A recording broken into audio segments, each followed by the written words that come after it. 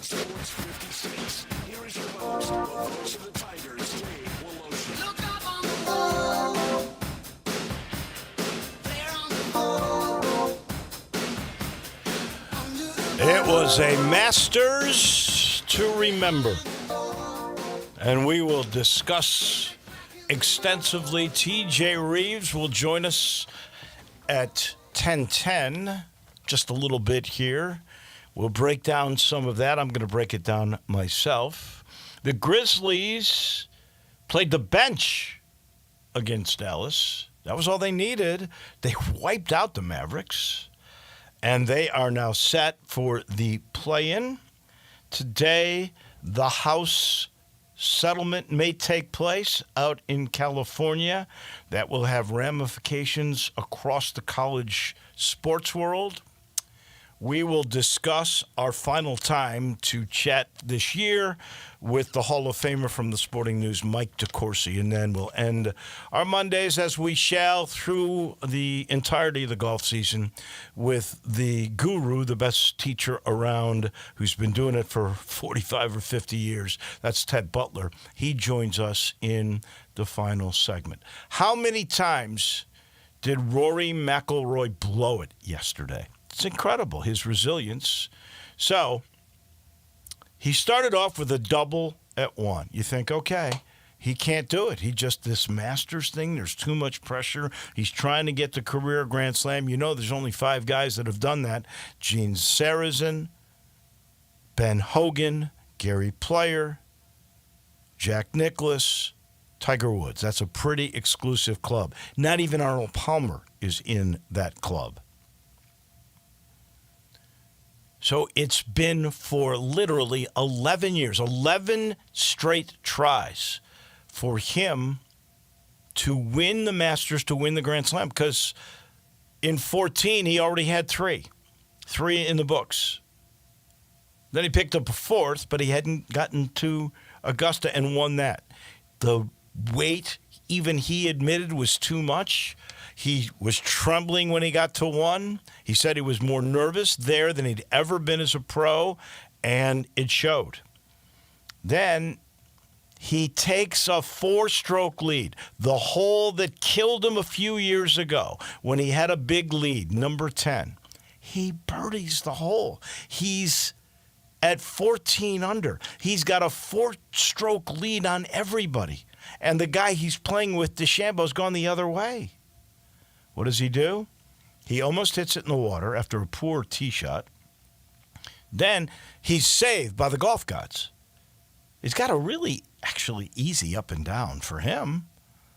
And he chokes the chip. Misses the putt, which was not an easy one. Bogeys the hole. Then he's on 13. Hits a beautiful drive, 300 yards. Why he decides to play conservatively, I'm not sure, because he's making every shot in the book. It's a short game, which is really kind of killing him. Instead, he plays it conservatively. Hits a great layup. He claims now it's got an uphill lie, so that wasn't supposed to happen. He aims wrong, and he hits the ball in the creek. And you're going, oh, my gosh, it's like the U.S. Open a year ago. He's got it right in his grasp, and he can't handle it. Now, all of a sudden, we've got a 3-way tie with Justin Rose, who's playing lights out and shoots a 66, and with my guy, Ludwig Åberg, who's going to win several majors in his career. His swing is just beautiful. Boy, did he ever have a disaster at the end, though. My gosh, I felt so bad for him on 18. And he cost me some money because I had picked him. But he misses, Rory does, short putts on 15, on 16, and on 18 to win it. So that's 1, 2, 3, 4, 5 times. He could have put this thing away and totally blew it. And yet, resilience, 2 great shots on 18, and finally makes the putt after Rose just missed. Justin Rose, cap to you. What a classy guy. I feel bad for him. He's 44. I don't know if he's going to get a Masters. Now he's had 2 chances. He lost to Garcia in a playoff in 17, and he lost this one. So I feel bad for him. I really do. But I'm happy for Rory. I think, this kind of reminded me of a Tiger crowd. That was part of the invincibility and the aura of Tiger Woods, was not that he was just such a great player, but he had the whole gallery, the patrons, as they like to say at Augusta, all of them were for him. And that was the way it appeared to me at Augusta yesterday, which may have affected DeChambeau a little bit. He folded poorly. So did Patrick Reed. But Patrick Reed jars one. He would have been in the mix if he hadn't been. He kind of quit on a hole where I think he 4-putted and he just gave up. That was crazy. Just nuts stuff. A lot of stuff. It was as dramatic a Masters. I know they're going back to Watson and Nicklaus, and I think Miller was in that mix several years ago as the most exciting. There's 2 or 3 you can make a case for.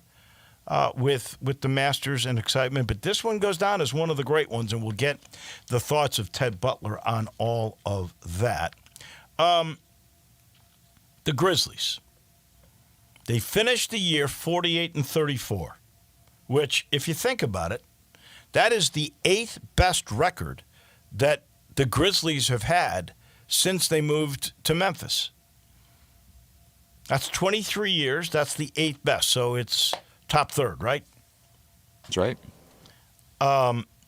They beat Dallas 132-97, and it seems to me this team, the way it is made up, even with the bench, score a lot of points because you're not going to stop many people. Although 97 was pretty good, but who was Dallas playing?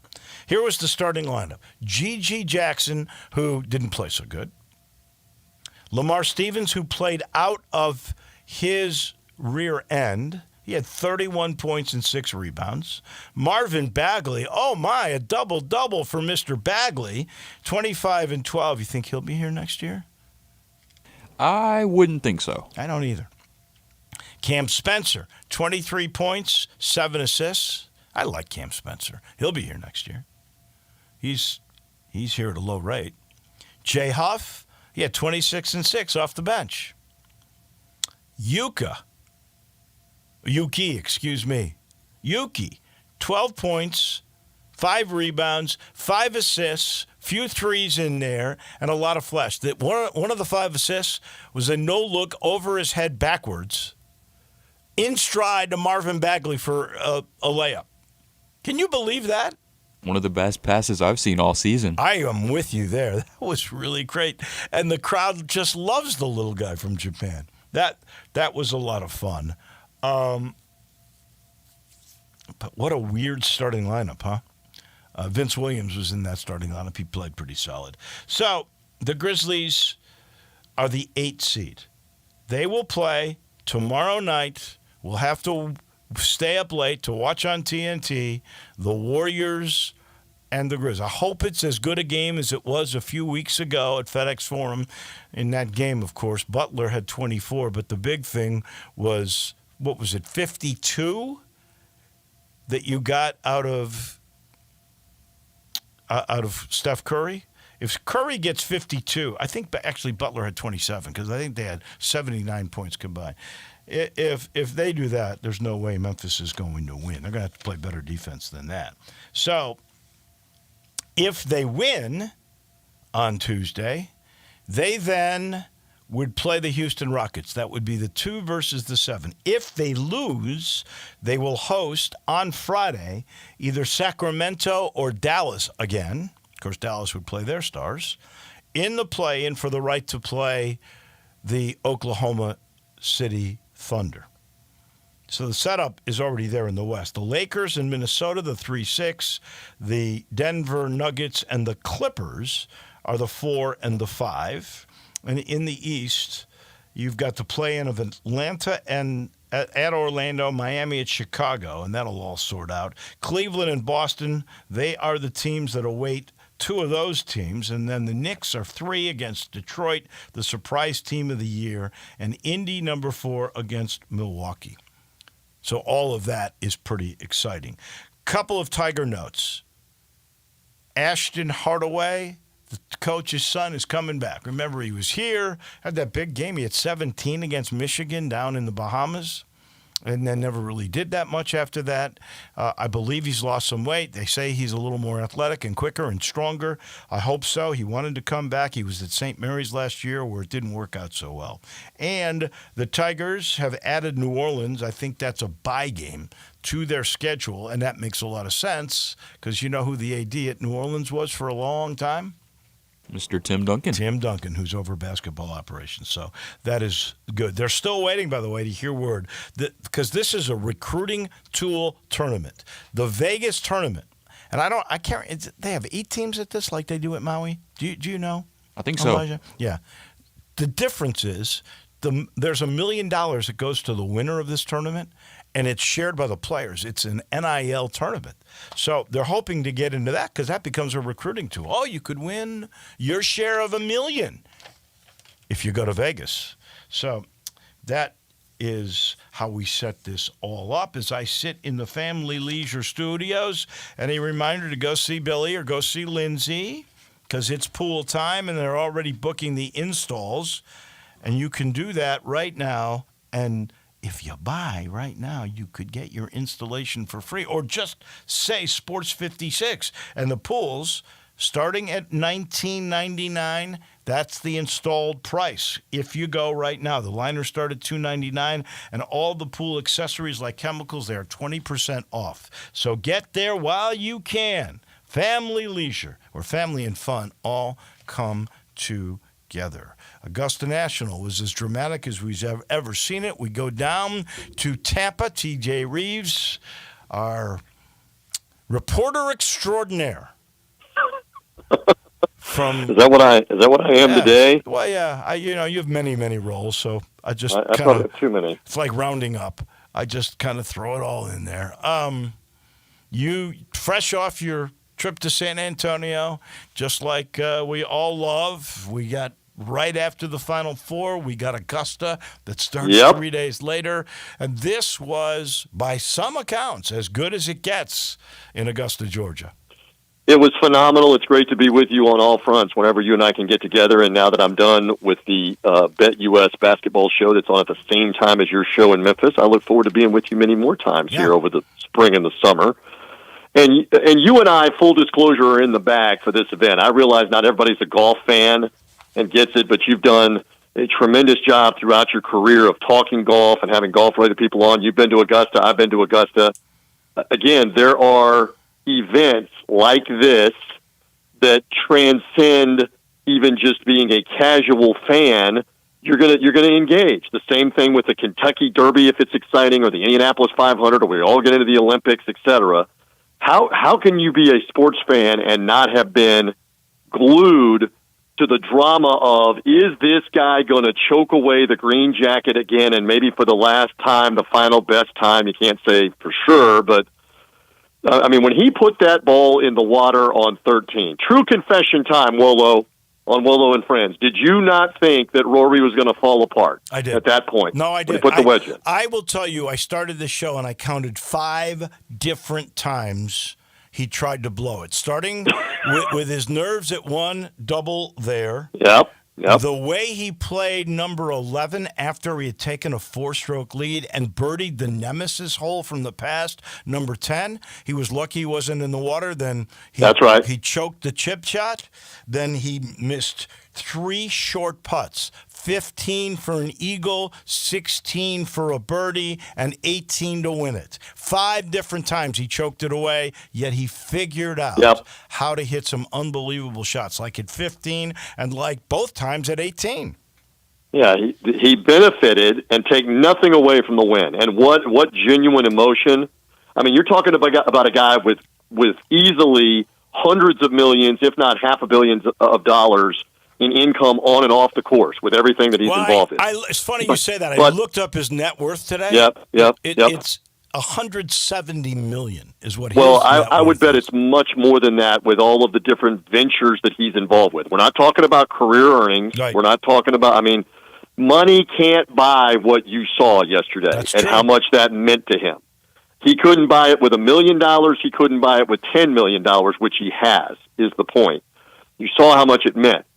And it was tremendous drama, and he deserves all the credit for outlasting the rest of the field. The only thing that I keep coming back to in thinking about it and talking to others is there was not somebody else there that's an all-time great that was going to reel him in or beat him, and that includes Justin Rose. I mean, Justin Rose is a tremendous player. He's older, but Justin Rose hasn't won a major championship in almost 15 years himself. So I understand. But wait, he shot a 66. He did, and he made a birdie on 18 right. that put him in position to win it. So that put pressure on Rory. It did. But if we're talking about one of the all-time greats like a Tiger or like a Phil or like a Jack Nicklaus, are they going to let Rory McIlroy off the hook when he's barfing all over himself, putting the ball in the water on 13, making bogey again coming in? What was it on 17? Did he make bogey on 17? I believe it was. The guy that should have been able to do that. The guy that also choked yesterday. Really quit is a better term, in my opinion. And that would be Bryson DeChambeau. DeChambeau, right.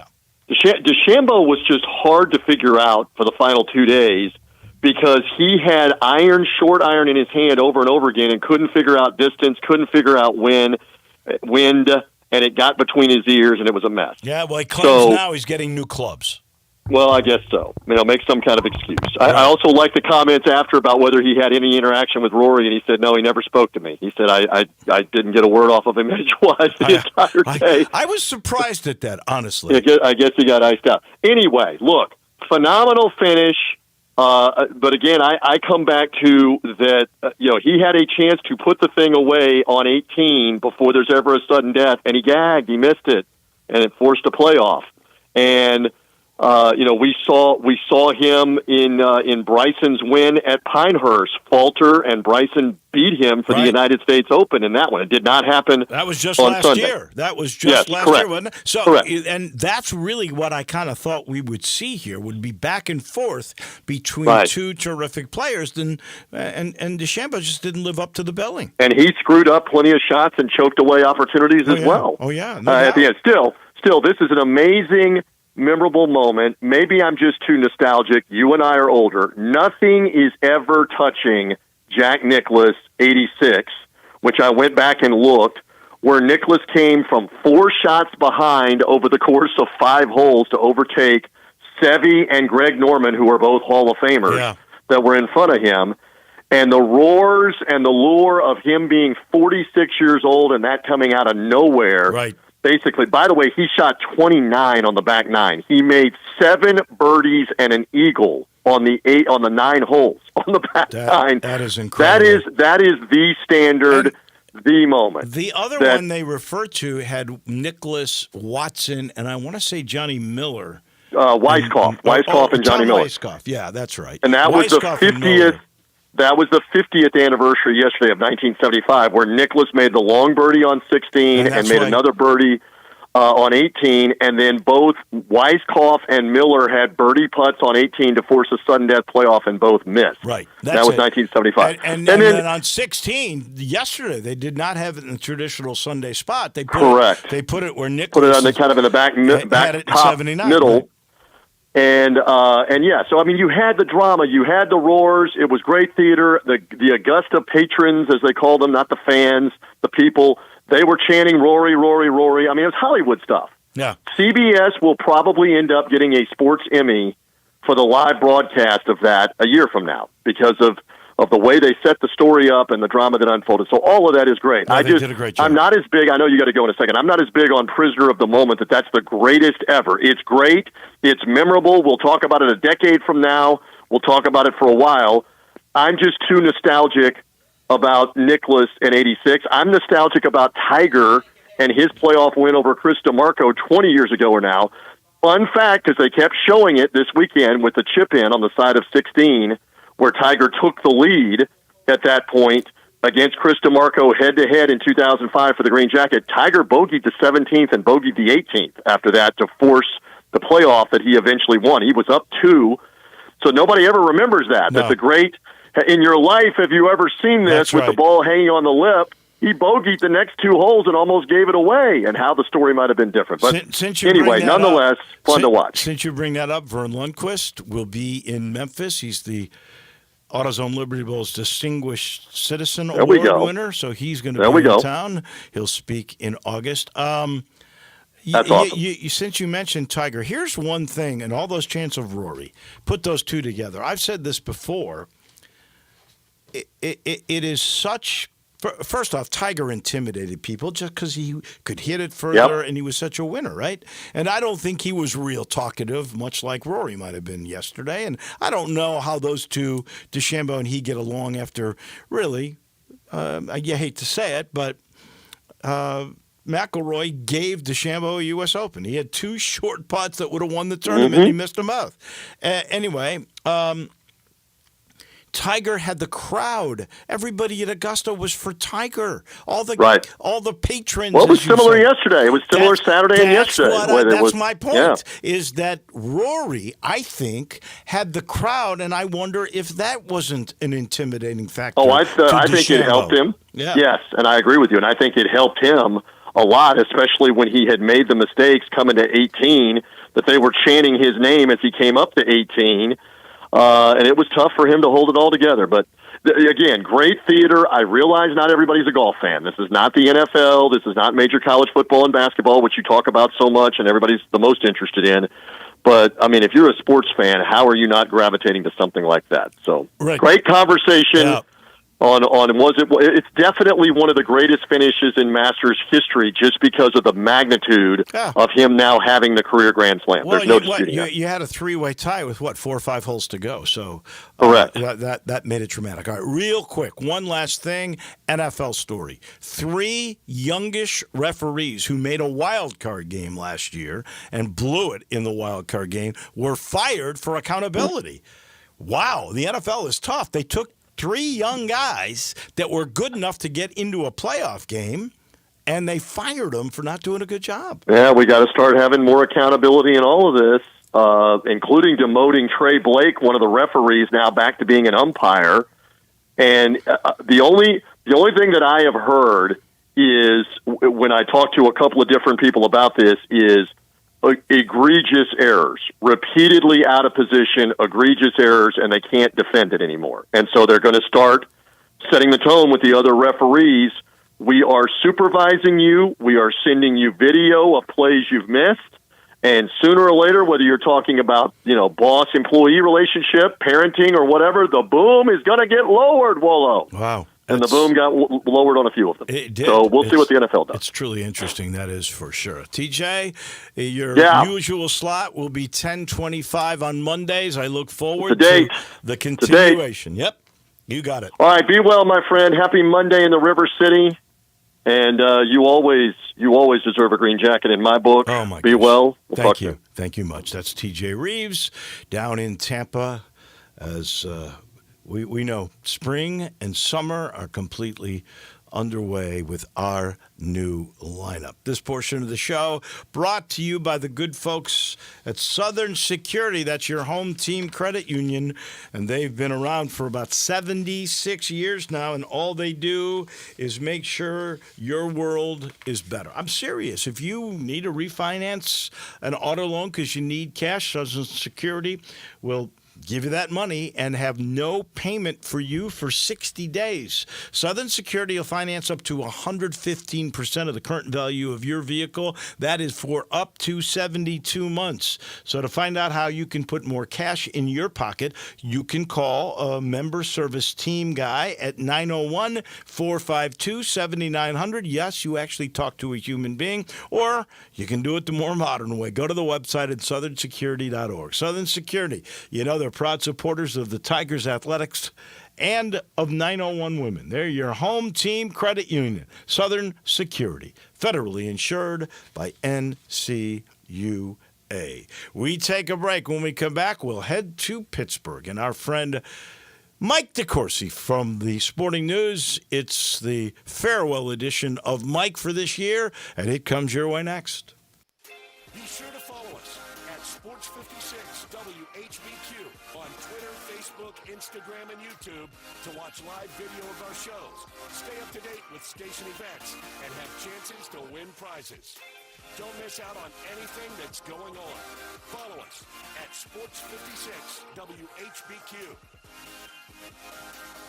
When you're working outdoors, unpredictability is another. So tackle the toughest jobs with the 2025 Honda Pioneer 700 is running side-by-side horsepower to any party with reliable torque towing and smooth shifting for trails. And you can choose between 3 trails, standard, plus, or the True Timber Force Edition. Ultimate Handles Adventures. See the 2025 Honda Pioneer 700 today at the Sale Honda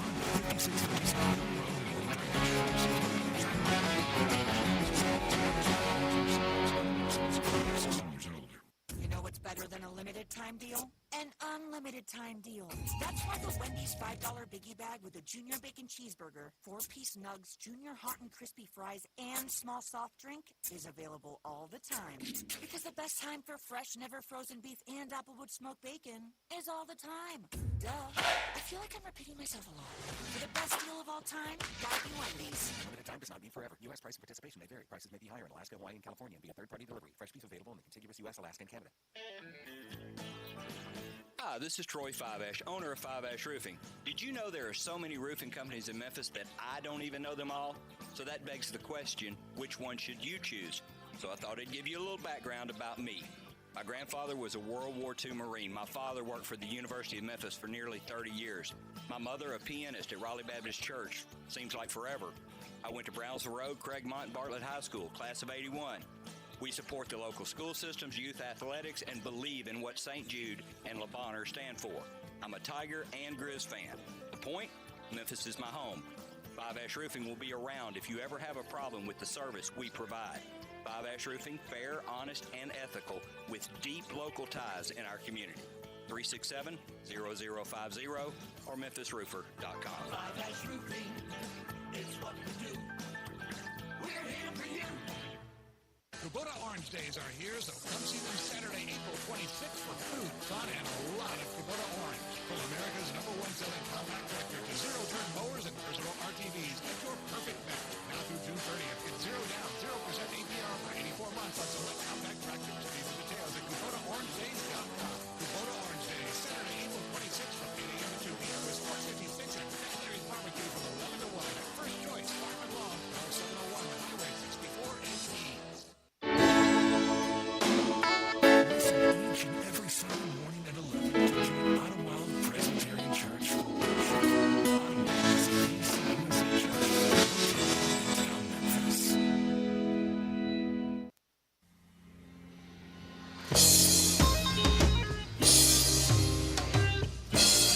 Now back to Wolo and Friends on Sports 56. Here's the voice of the Tigers, Dave Wolo.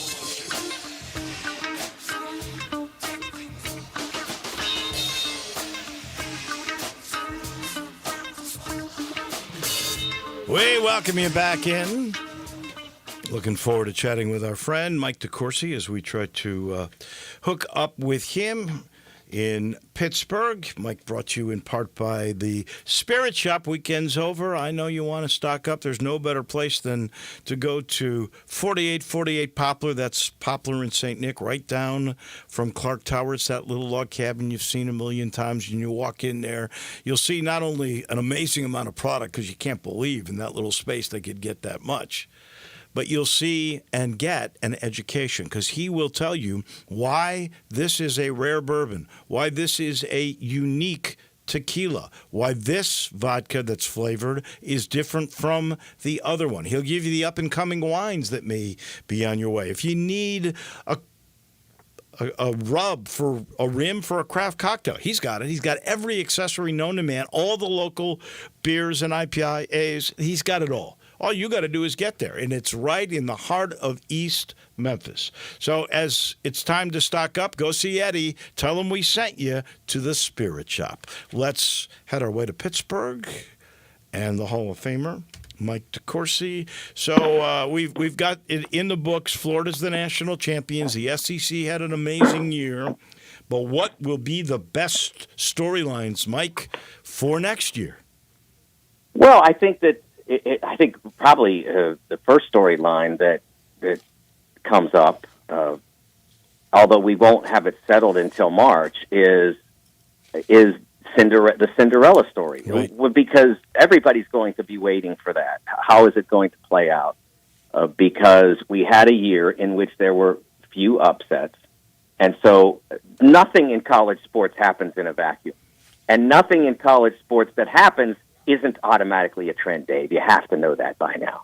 Like anything that happens, like if somebody crosses the street against the light, then everybody's going to cross the street against the light from now until the end of college sports. That's exactly how it works. Because we had 1 year where we didn't have many upsets. Well, clearly that means Cinderella is dead, and the fact that we had 2 non-P5s in the Final Four 2 years ago is irrelevant. I do think this, though. I think because of the NIL, we're going to get into the structure and the House settlement in a second. I do think because of the shift in finances and the ability to spend money on players and budgets for those players, that the advantage to the Power Four has grown increasingly. And I'm not sure you're right about that, Dave, because Really? if the House settlement goes into play, I think that their advantage dissipates. Well, Because if they're structured, so let's get to that. The settlement takes place later today, we think. Some of it has to do with roster size, grandfathering roster sizes in, so those current athletes that might have gotten bumped won't get bumped. But my question is, will the House settlement create a salary structure, maybe with a cap? And how does that relate to where the NIL money and collectives go? Because that's really the answer. If you do a salary cap structure, I'm with you. That might be helpful. But if you've got a revenue share, but you still have NIL, how is that going to help the poorer schools? But the settlement, as it's written, says $20.5 million, A. B, NIL from now on, at least until somebody sues and wins, but from now on, like for the foreseeable future, NIL is Juju Watkins NIL, Cooper Flag NIL, all good. Like you get your Allstate or Gatorade or AT&T deal, go for it. You know, you're good. You want to do a car dealership ad or something? Okay, but they can't pay you $4 million for it because it's not what they would pay any other celebrity. Right. So they have to pay you. And that what has to go it's through a worth. clearinghouse, correct? Yes. Anything over, I think, is it $500 or $1,000 has to go through the clearinghouse? Something like that, yeah. So I don't remember the exact number, but the whole notion of NIL as it existed for the last several years, it would be eliminated, which is or diminished, which is why so many are now trying in the last several weeks. We're trying to get these deals done ahead of time, and which I don't know. I mean, like if the House settlement is approved today, that's one of the interesting components of the Nico deal over at UT. Yeah, I want to get into that for sure. Yeah, he and his people are operating under the idea that it's going to be forevermore like it has been, and it might not be. And so where's the money going to come from to pay him more than he was making at UT, which was reportedly a pretty good chunk of money? Well, so here's what I think of that deal, okay? First of all, and I think we alluded to this last week. I know I did. I don't know if it was with you, that this right here, this moment, might be the golden moment of all, because if the House settlement comes as we think, it will reduce some of the income that these athletes, which is unlimited at the moment, have been able to get. So maybe he can get it in before this thing is settled, or maybe that was his dad's idea. I don't know. Well, but that's what I'm saying. Yeah. If you're correct, it went to before the judge last Monday. Now she can make her ruling whenever she kind of feels like it, or whenever she's done, whichever it comes first. Right. And that like you said, you think it's today. I hadn't read that, but I hadn't been looking for it. But if you're correct that it's today, I don't know what happens there. But anyway, the point goes back to the idea that the P5s are advantaged. But remember, the P5s have to split up their money with football being a priority at most of those places. And then it's up to, like the Big East and such, they're all super excited about this because they're allowed to use the same amount of money and if they wished, and they're not beholden to power football programs, so they feel there's an advantage there. And frankly, if you're Memphis, probably the direction you should go because it's where you can excel. It's where, unless you're still holding out hope that you can get into a more lucrative conference, and it doesn't seem like any of them are looking for expansion right now. Maybe in time it happens, but for the time being, I would think that the Tigers basketball program should be a priority because they have shown that they can excel. I thought the House case was delayed for 1 week. I think they're back in court today. It may not get settled today, but I think they're back in court today. The Iamaleava thing is really an interesting thing to me because by law, by rule, at the time, this kid got NIL money when he was still in high school. They made a 4-year deal with him, right? He got basically $2 million for his senior year. He got $2 million per year for his freshman, sophomore, and junior, or was going to. Right. So it was an $8 million deal. So they actually paid him on the come, so to speak, while he was still in high school. He got upfront money. Then he got his freshman year, which was an average year. They did make the playoffs. Okay. Well, so now you mean his redshirt freshman year? This was his redshirt freshman year because his freshman year he played like 45 snaps or whatever. That's right. That's right. So he got paid for that. Right. And so he's already gotten $4 million out of the deal. And well, if you're correct that he was paid in high school, then he's gotten 6, right? That might be right. I thought it was because the premise was he would only stick around 3 years because that's if he did he would get he would get for his freshman year, sophomore year, junior year. He would leave after that. So that year, I didn't account for a redshirt year. So maybe he didn't. Maybe he didn't get it in high school. Okay. But at minimum, he's gotten at least $4 million. Yeah. But I think that they had put that redshirt year in. I'm not 100% certain, but I thought he got it up front because he's eligible to leave. If for redshirts, he's still, once his graduating class has completed 3 years of college, he can go. So right. With the redshirt year, so that's why I think he did get money up front in high school. That was my understanding. Anyway, and now he signed that deal. That was the standard for the time, and now he's going, well, that's not the market price now. Well, that's not the way life works. And I'm happy that Tennessee put its foot down.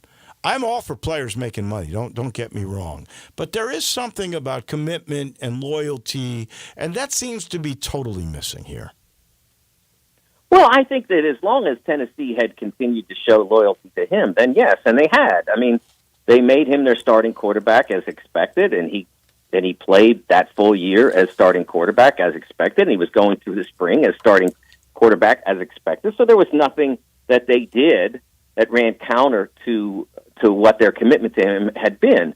What he or his people saw was that other people were making more money, reportedly, than he was, and they felt that he should be able to renegotiate. And look, you can do that, and he could have done it all through the summer. But when he decided that his renegotiation took priority over his commitment to show up for work, so to speak, right. It was within their rights to say, no, this isn't going to fly. We're not doing this. Well, plus what he was already shopping. He had already called Oregon. He's shopping himself around to try to get the highest bidder or whatever the market price may be. And I guess he was, maybe his father saw the handwriting on the wall with the House case and said, we better get this deal done now while we can. Well, if they were going to do that, they should have done it before because they don't know whether or not they're going to be able to get this in on. You don't know when that case is going to be settled, and they could be left out with a significant pay cut, to be honest. It's possible. I don't know whether they will or not. Again, it depends entirely on when that case is settled and when the judge signs off on it, and therefore those new rules would go into place fairly soon. That's like I said, that's why a lot of basketball activity had happened quickly after the season because schools were trying to use their leverage and their advantage to make those deals happen before the House, because they knew that the House people were meeting on the day of the championship game, that they were going to be in court. And it was, she could have, if she wished, said, "Okay, we're good. That's it. I'm signing the paper and we're done." It was feasible. It probably wasn't likely, but it was possible. And that's why a lot of people were hustling, and they got obviously at least a week extra to try to get those deals done, and they're still happening. But I don't respect that what Nico or his people did. I just think there's something to be said for it. Like, it's not like they tried to cut his pay. Like, if they had said, "Hey, Nico, right. You're stuck. We're taking half back." Now, I mean, if that would have been a different deal, but that's not what happened. Right. There was no justification for them to do this other than somebody else was making more. There's always going to be somebody making more. It's the way the world works. Whoever's next up for the contract extension gets more. But are you getting enough? And the answer in his case unequivocally was yes. It's somebody is going to pay him money. I know that. I wouldn't. I would think that this showed you where his head's at, where his father's head's at. He did not have, the most incredible first year either as a starter. So I'll be curious to see where this guy ends up, and I'll be curious to see where Tennessee plunders to get a new quarterback, because they will definitely do that. Who was the best new coach hire in this carousel? Oh, it would be Sean Miller at Texas. He was the best coach to move, and Texas got the best coach. But interestingly, as I looked through that, they've hired the best coach a lot of times before. If you think about it, I mean, they have done that a lot of times. Rick Barnes had a very fine career at Texas, but never really became a smashing success. A very fine career, made one Final Four, a few Elite Eights, but they never became an overwhelming success, given Texas's a great recruiting base and the resources at UT, which are basically unlimited. They've never been a smashing success, and now Sean Miller takes over that. And so, what's the bar? Where's the bar for Texas? Is it just getting back to the Final Four again? Is it being consistently great in the SEC? I don't know the answer to that. But I know that it's fascinating that Texas has never really hired a poor coach, and yet never really gotten all the way to where people think it should be or could be. Well, I personally have always been shocked that Shaka Smart wasn't good there, because I really thought he was a home run hit. And Chris Beard, that's a different circumstance, a weird circumstance. But, Texas has just never really lived up to the billing, even though, as you just said, they've gotten great names. Yeah, they've had, Tom Penders before Rick. And again, Tom had a nice time there. He did good things, but never all the way there. They made the Elite Eight in 90, with a terrific team. I got a chance to be in the building when they played Arkansas in the regional final that year, with Todd Day and Lee Mayberry and that group, and that team, that Arkansas team, went on to the Final Four. It's a remarkable run of not quite greatness. With Shaka, I think it was that the fact that his style, what he's good at, didn't really fit with the players you could get at Texas, and they were so plentiful, and they just couldn't seem to stop themselves. It's like 6'10" big guys were knocking on your door. You couldn't say no, but they never had great guard play, and so it didn't quite work. I think Sean will do a great job. He's a terrific coach, and this may be the opportunity for him to reach the heights that he's always wanted to. I think that's spot on. I really do. All right, 30 seconds. Final Four for next year. Wow. I think Duke will be there. I think Houston will be there. I definitely think that. Who else? I'm going to say Purdue, and who else? Let's say St. John's. How about that? Wow. Let's go there. Okay. That's that's a wild guess, but I will tell you this before we go. The don't know if I didn't mention this to you last week. I don't think, but I stood next to Kelvin Sampson, a couple of feet away from Kelvin Sampson on Monday after the championship game. Yeah. And he talked all about how his team was so together, so connected, so committed to each other, so followed instructions. And he said it's hard to get in the tournament. And once you get in order to win the championship, you have to win 6 games. He said this team was built to win the championship. And I knew right away, no, it wasn't, because you didn't have pros, and you don't win that thing without those guys. No one has in 50 years, 60 years. You just don't. And next year he's got them. He's got guys coming in. Chris, I think it's Cenac. I watched him play in the Hoop Summit on Saturday night. That's a guy that can get them there. If they're surrounded by the great players that Houston typically has, playing the same way that Houston typically does, then you've got the kind of players that can get you there. We'll see whether it happens. I do. I'm with you, though. I think you got to have one NBA guy to make it through. I agree with that 100%.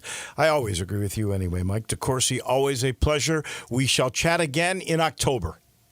All right. Sounds great, Dave. Thanks. Thank you. That is Mike DeCourcy, the Hall of Famer from the Sporting News. The Hall of Famer around Memphis. That's Ted Butler. We chat Masters and more with him in just a minute.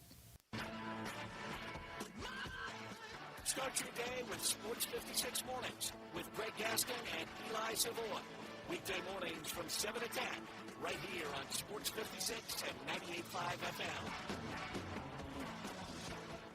Wally Hatchet serves breakfast all day and Southern comfort food for lunch. Hatchet fans love our huge omelet, breakfast Sammys, scrambles, and chicken and waffles. For lunch, check out the Mississippi pot roast, chicken fried steak, grilled meatloaf are one of our best-selling burgers, lipstick on a cow. Pickup, delivery, and catering are also available. Visit WallyHatchets.com to order online. Wally Hatchets is located at 6439 Summer Avenue and open from 7 a.m. to 2 p.m. Tuesday through Sunday. Wally Hatchets. Count your blessings, not your calories.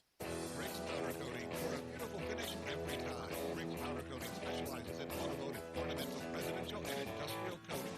With tubing airlines and the largest match ovens in the Mid-South, Rick's can accommodate all of your powder coating needs. Locally owned and operated since 2002, Rick's Powder Coating will customize a beautiful finish just for you. Drop by or call to see how Rick's Powder Coating can bring color to your life. 901-367-2771 or rickspowdercoating.com.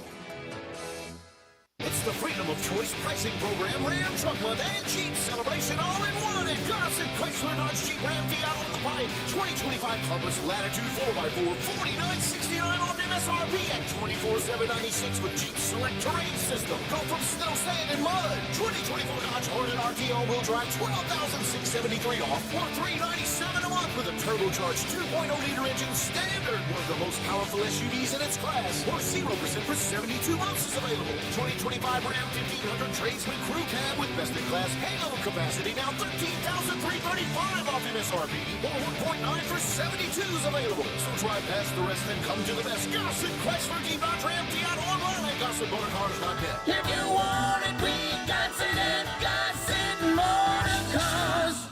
7704, MSRP 29765, Hornet R3 A08 452, MSRP 44620, Ram SN 673 402, MSRP 5170, includes all rebates and incentives, PF 895, excludes tax title license, CD for complete details, offer valid through end of the month with approved credit dealer stock only.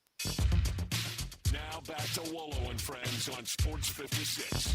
Here once again is the voice of the Tigers, Dave Wolo. All we hear is Radio Papa. A week ago, right here, Ted Butler said it would be Rory McIlroy's time. Ted Butler, did you feel that way after he chipped the ball into Rays Creek on 13? No, I didn't. He got over a lot of stuff, though, Dave, on his opening tee shot. You know, a yard short of the day before, and he makes a 6 instead of a 4, and same thing on 2, same thing on 8. A lot of bad things happened. But the shot on 13, I thought he lost it there. I really did. I think he did, too. I did not understand why he didn't. Well, he did a 300-yard drive. I don't think he had more than 230 out for him. What is that? Yeah, 238. That's a 5-iron, a 4-iron for him. That's nothing. He still insists he played it smart. I don't know why you didn't go for it. You go long, you're still going to end up with, at least a par. You're not doubling it. Well, everybody agreed with his. Even Nicholas last night on the interviews on the Late Show said that he thought it was the right thing to do. 238, you got water on both sides. And you're not supposed to miss the range 80 yards. He just hit a terrible shot. He did. And, do you buy the explanation? He had a little uphill. Usually that means it's going to go left, so he was aiming right and he didn't get a claim. I mean, what do you think that's all about? Well, no, I think that's true. I mean, a little uphill lie usually does go left, but he just had a bad shot. I think he hit on the toe of the club. It looked like it wasn't a shank, but it looked like he hit kind of on the toe and just decelled and just hit a terrible golf shot. That's no other way to say it. And I thought that was it. And then, he kept hitting great shots. 15, but he misses the short eagle. 16, he misses a short birdie. 18, he misses the putt to win it, and I think he kind of tugged it. He did. But he missed. He made a birdie on 17 too, though. 15, 16, 17. He had great shots. Oh yeah, especially after what happened on 13. There's no doubt. Yeah, his tendency to miss the short putts is always a pull. And Brad Faxon was on last night talking about it. His putting coach. He said he lines up with his right forearm too high, and he just starts the ball on the wrong line, and it's happened numerous times. So now the pressure is off of Rory. I mean, he's only the 6th ever to win the career Grand Slam. Think about how many people have played this game that have never won a major, and he's only one of 6 ever to win all 4. I got a feeling this opens up the floodgates. I think he's 35. I think in the next 10 years, this dude is going to win 5 or 6 more majors. The floodgate includes this year because the next major is at Quail Hollow, and he's already won there 4 times. So he could hypothetically win the first 2 majors, which could set up all 4 majors in 1 year. Think about that. Wow. Think about it. It's possible. He's got no fear now. No. Yeah, he's overcome. Right. Got rid of his legacy is set for sure. He's made that exclusive club. Yeah, incredible. And he was right. Like he said, let me open up the press conference by asking you a question. What are you going to talk about next year at Augusta? Because that storyline is over for maybe to be for 5 in a row. Who knows? Justin Rose, I felt so sorry for him. He shoots a 66, gets the birdie on 18, and yet it wasn't enough. Well, I don't feel sorry for him. I mean, he shot 75 on Thursday. On Saturday, but it's the second time he's lost in the playoffs, and he's a popular guy and a really good player. But I certainly didn't want him to win. I mean, I think everybody in the world wanted Rory to win, and DeChambeau helped out a lot by hooking all of his iron shots. Yeah, I was going to ask you about that. Do you think because the crowd, a little like Tiger Woods, because the patrons were so pro-Rory, that affected DeChambeau? Do you think that got it in his head? Because he kind of quit in the middle of this round. Well, he got so discouraged with his iron shots because it was happening Saturday as well. He's hooking all the irons, and he's taking it back. He's taking the club back too quick to the inside, and it's making him hit these big hooks. So his explanation was he's got a new manufacturer who's going to put some weight on the on the toe of the club to help that. Which, I mean, come on, he made a bad swing, several of them. Yeah, he just got beat. I'm glad. And I thought he was going to try to intimidate Rory. I thought he might have on the first hole. We all remember what happened last year in the U.S. Open, but DeChambeau actually just became unraveled. Unraveled. I was a little surprised at that. Same thing with Patrick Reed, the 2 live guys. He quit too. He had that 4-putt hole, and then he jarred one. If he hadn't had that 4-putt hole, right? He's in the playoff. Well, I would have really hated that. I don't like him in the first place, and the fact that he plays for Liv, and he's got this terrible reputation about fudging. Right. And I would have felt really bad if he won. But the shot Rory hit on 18 that in the playoff, perfect drive, perfect wedge, 4-foot downhill putt, makes it. It was just, you couldn't ask for anything more. Scotty Scheffler already a two-time Masters champ, the only major he's ever won, was not a factor in this one. Of course, he's top 5 or top 10 every time he plays, pretty much. What happens with Scotty Scheffler the rest of this year? I don't think it's the hand at all. Some people were questioning if that's a part of this issue, but he hasn't won yet this year. The guy had literally a $60 million in prize money year last year. Does Scotty Scheffler win a major or two this year? Well, if Rory doesn't win them all, he might have a chance. But he could. He's just not at the top of his game. He hasn't been this year. Yeah, he plays his B game, and he's still in contention every week.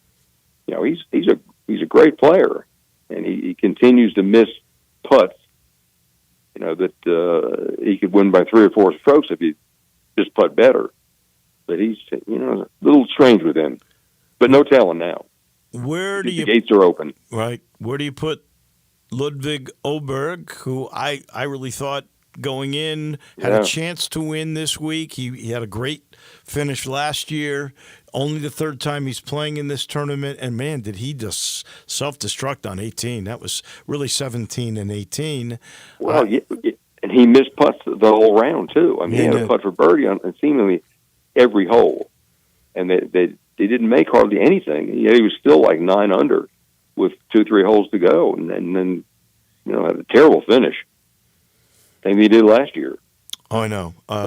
But I do think he's going to win a few majors along the way. His swing is just too nice. If he starts putting a little bit better, I'm with you there. 2 guys really didn't show up this week: Xander Schauffele and, in particular, Colin Morikawa, who many people picked to win it. Yeah, I don't know. I didn't see much of him on TV. I'm not even sure what happened to him. Whether he just, I don't know. They didn't show enough of Morikawa to have any kind of thing to talk about. Well, you got to be in contention to get airtime. Well, that's true. That's true. And Victor Hovland worried me for a little while, because I thought he had no chance at all. And he got up there, and then he folded down the stretch too. So it's just a hard game and a hard golf course. Here's a guy I'm really perplexed about, because I thought he was a little like Åberg. I think he's the future, and that's Tom Kim. He ended up making the cut, but he was 9 over. That I don't know what's happened to the brash kid that was such a good player for a year and a half or 2. Well, he played okay earlier this year, and he's still a good player, but. This tour is so hard now. There's so many good players, and Augusta National is really, really difficult. They're talking about those 3-foot downhill side hill putts that you can't even turn the ball over. And I've been there, played there, and talking about Rory being nervous on the first tee. He said last night that he was nervous all morning long. I know. Well, having stood on the first tee of a U.S. Open, to some degree, I understand it. But with the weight of the world on him, I don't know how he even swung the club. Yeah, really? That's over. You know how tough Augusta can be? How about Nick Dunlap? Here's a guy. A lot of people think he's going to be a great pro. He's a young kid. He shoots 90, but I give him credit. He shot 171 the next day.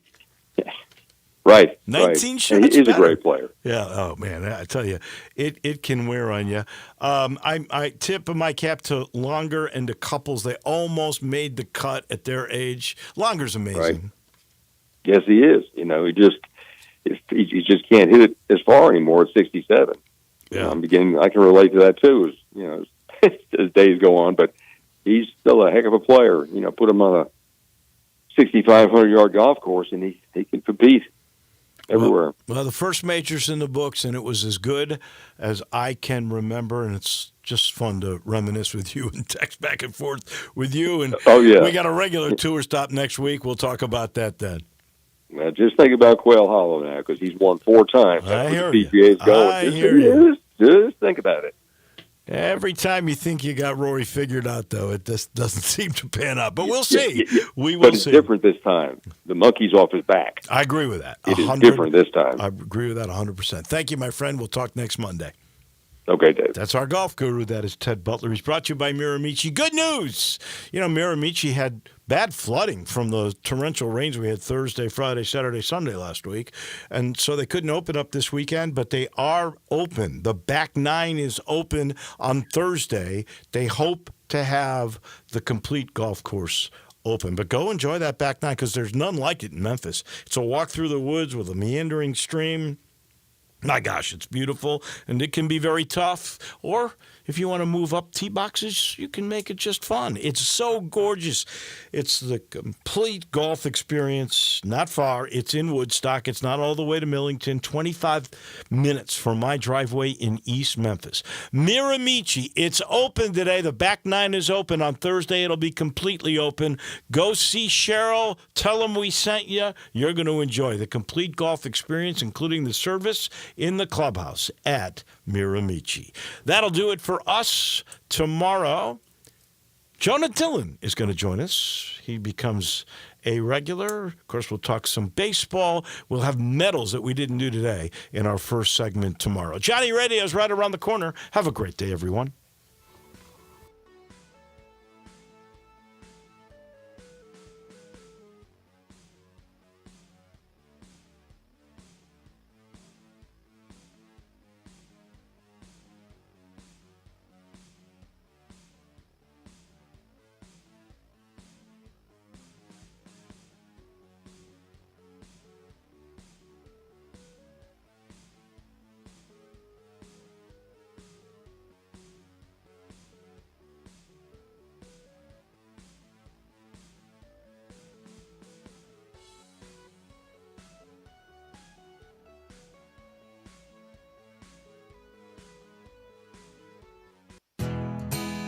Nestled in the heart of East Memphis, located corner of Park and Cherry, is a beautiful residential neighborhood. I'm here at Town Village Audubon Park interviewing a new resident, Carolyn. Share with us why you chose Town Village. Well, if your parents or special friends need to make that big move, let me share with you my experience. It was tough for me to leave home, but then I discovered Town Village. I would like to highly recommend Town Village to you and your loved ones. After looking at all the amenities and meeting all the people and the staff, I was hooked. From restaurant, bistro, 3 meals per day, housekeeping, transportation, security, health care, physical therapy, exercise room, and even a heated pool and spa. Come see us and make your new home in Town Village.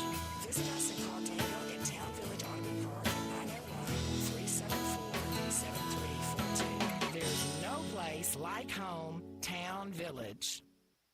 Take your basketball skills to the next level at Shoot 360 Memphis. Shoot 360 is a revolutionary basketball training facility that combines cutting-edge technology with gamification and provides instant, objective feedback with hands-on, one-on-one expert coaching. And now, introducing Shoot 360 Forever, a newly renovated 50,000 square foot facility with 2 NBA regulation-sized courts, 3 high school-sized courts, and 4 shooting bays with Shoot 360 technology. Memberships are now on a monthly basis. And yes, you can become a member at both locations. Whether you're an aspiring young talent, NBA player, or looking for a unique workout, all skill levels are welcome at Shoot 360 Memphis to learn proper shooting and passing techniques, improve fundamentals, and gain a competitive edge while having fun. Shoot 360 Memphis now in Cordova and Collierville. Call them today at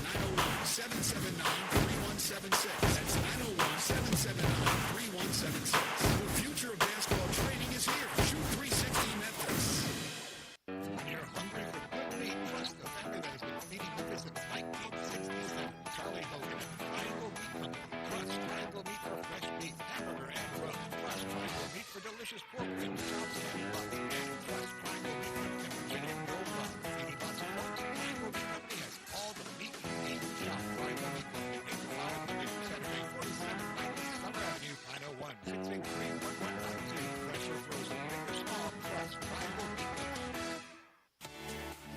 Jason's Deli, when you're dining in or picking up curbside, you can expect wholesome food and no surprises, just delicious sandwiches, crisp salads, and quick quality meals made with the freshest ingredients and no artificial trans fats, MSG, high fructose corn syrup, or artificial colors and dyes.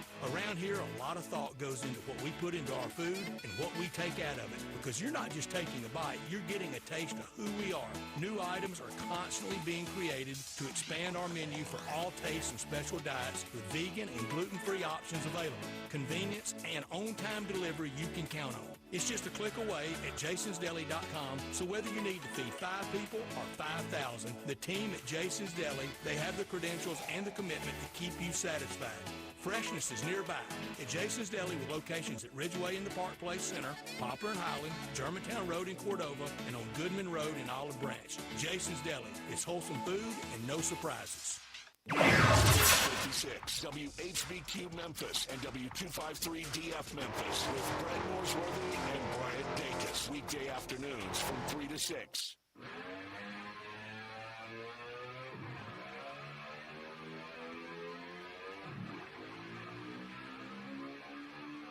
It's time for the Sports 56 Happy Hour on Sports 56 at 95 FM. Now, let's have some fun. Here is your host,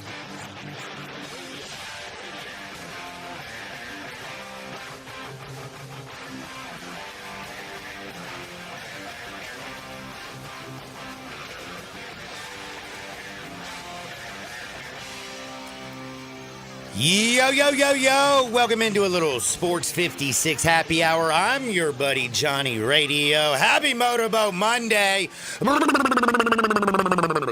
You're going to need a little extra motorboat today. You know what I'm saying? There's a lot of stuff going on, man. Tennessee fans freaking out. Grizzlies fans are absolutely scared to death.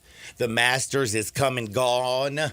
Golf fans got their fix. Now they're going to have to wait a little bit longer for another one of them things. Congratulations to that dude, Rory McIlroy. He almost choked it away, and then he pulled it off. David Lotion said he was fascinated, had a wonderful time. I'd have to be honest, had a busy weekend. Sturgill on Friday, little showboat football on Saturday, baseball all day on Sunday. It was a busy week, but the main news is going to be the Grizzlies and, of course, college sports, the NBA playoffs, all that good stuff. But college sports, you know it's so crazy, Ham? And by the way, I don't know if you know this is a special week. Not only is Darian out, which I'm going to miss Darian. We got my man Landon filling in. But we got the historian here all week long. He's going to be in here dropping his knowledge because we're going to be talking NBA playoffs all week long. Today, though, we got Terry Davis at 11:30. We got to talk about the Grizzlies and the Warriors, which is tomorrow night. Sadly, no, it ain't at the crib. It is not at the crib. In fact, isn't it in, it's not in, what is the damn thing out there? Chase Center now? Mm-hmm. Thank you. I almost drew a complete blank. I was like, oh, damn, man. I remember seeing something about Visa.